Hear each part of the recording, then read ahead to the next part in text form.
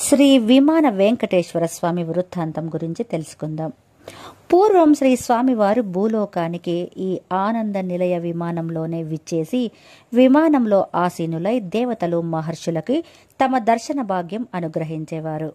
ఆ తదుపరి కాలంలో వెంకటుడి మొర ఆలకించిన స్వామివారు తాము వెంకటాద్రిపై స్థిరంగా నివసించడానికి నిశ్చయించుకొని పక్షీంద్రుడిని పిలిచి, గరుడ, ఆనంద నిలయ విమానాన్ని భూలోకంలో వెంకటాద్రికి చేర్చు అని ఆజ్ఞాపించారు. అంతే, అద్భుత బల తేజో సంపన్నుడైన గరుత్మంతుడు వైకుంఠంలోని శ్రీ వెంకటేశ్వర విమానాన్ని పెకిలించి పెనువేగంతో భూలోకానికి తీసుకువచ్చి వెంకటాద్రిపై ప్రతిష్ఠించాడు. అయితే ఈ దివ్య విమానాన్ని గాని, దీన్ని మకుటంగా ధరించిన బంగారు గోపుర ఆలయం గాని అన్యులకు కనిపించేవి కావు. దేవతలు, మహర్షులు విన్నపాలు చేసుకోవడానికి వచ్చినప్పుడు వారికి మాత్రమే కనిపించేవి.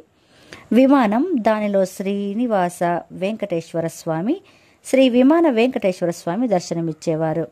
ఇక కలియుగం ప్రారంభమైన తర్వాత శ్రీనివాసుడు వెంకటాచలముపై నిలిచి భక్తులను ఉద్ధరించడానికి నిశ్చయించుకున్నాడు.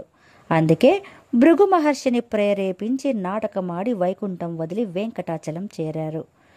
అనంతరం తాను ఈ దివ్యక్షేత్రమందే సాలగ్రామ శిలామూర్తిగా భూదేవి శ్రీదేవి సమేత శ్రీ వెంకటేశ్వర స్వామి కలియుగాంతం వరకు నిలవడానికి నిశ్చయించుకున్నాడు. తన ప్రియ భక్తుడైన తొండమాన్ చక్రవర్తిని రప్పించి తన కోసం విమాన సహిత ఆనంద నిలయం నిర్మించమని ఆనతిచ్చాడు. భగవంతుడైన శ్రీనివాసుని ఆదేశానుసారం తొండమాన్ చక్రవర్తి ఈ ఆనంద నిలయం నిర్మించాడని వెంకటాచల మహత్యం తెలుపుతోంది. వైకుంఠం నుంచి వచ్చిన దివ్య విమానం దర్శనం సామాన్యులకు కడు దుర్లభం కనుక తనపై కొండంత ఆశతో కొండకు వచ్చే సామాన్య భక్తులని ఉద్ధరించడానికి వైకుంఠ విమానం తత్సమానమైన ఈ శ్రీ వెంకటేశ్వర విమానం నిర్మింపచేశారు. ఈ విమానంలో స్వామివారు దేవేరులతో సహా ఆసీనులై నిత్య నిరంతరం భక్త జనావళికి దర్శన మోక్షాలు అనుగ్రహిస్తున్నారు. భక్తులు ఎవరికైనా ఏ కారణం చేతనైనా ఆనంద నిలయంలోని శ్రీ వెంకటేశ్వర స్వామి వారి మూల విరాట్ దర్శనం లభించకపోతే ఈ విమాన వెంకటేశ్వర స్వామిని దర్శిస్తే యాత్రాఫలం దక్కుతుంది. అంతేకాదు, శ్రీ వెంకటేశ్వరుడి కథా వృత్తాంతాలు విన్నా చదివిన జన్మ మృత్యు జరా వ్యాధులు నివారింపబడతాయి. అత్యంత శ్రేష్టములైన శ్రీ స్వామివారి లీలలు తెలుసుకునే భాగ్యం అందరికీ కలగదు.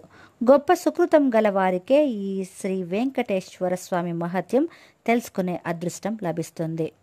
భగవంతుడైన శ్రీ వెంకటేశ్వరుడు భక్తులు తనకి షోడశోపచార పూజలు చేయడం కంటే కూడా శ్రీ వెంకటేశ్వర స్వామి మహత్యం గాథల్ని నోరారా కీర్తించడం, చెవులారా ఆలకించడం, మనసారా స్మరించడం తనకి ప్రియం అని స్వయంగా నారద మహర్షితో చెప్పాడు. వైకుంఠాన్నైనా వదిలి ఉంటాను గాని నన్ను ఆశ్రయించిన భక్తులను మాత్రం ఒక్క క్షణమైనా విడిచి ఉండలేను అని పలికిన శ్రీ వెంకటేశ్వర స్వామి వారి మాట అక్షర సత్యం. అందుకే శ్రీ వెంకటేశ్వర స్వామిని స్మరించండి, తరించండి.